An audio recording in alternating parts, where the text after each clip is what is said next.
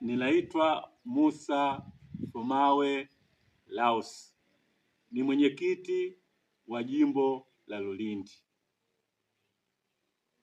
Nipo hapa na kamati tendaji ya jimbo la Lulindi. Kwa ujumla wetu tunalaani sana kitendo kinachofanywa na baadhi ya viongozi na wanachama wa Chama cha Demokrasia na Maendeleo, Chadema.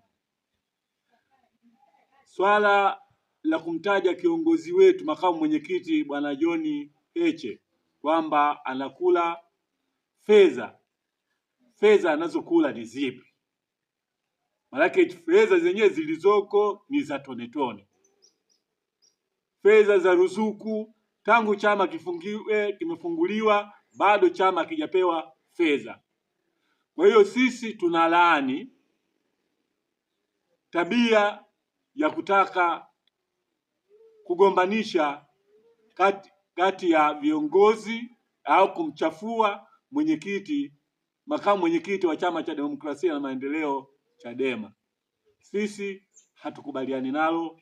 Sisi tunamhitaji Heche kwa kazi nzuri anayoifanya kupambania chama, na tuko tayari kumchagua, tuko tayari kumchangia tone tone ili wao wazidi kuumia.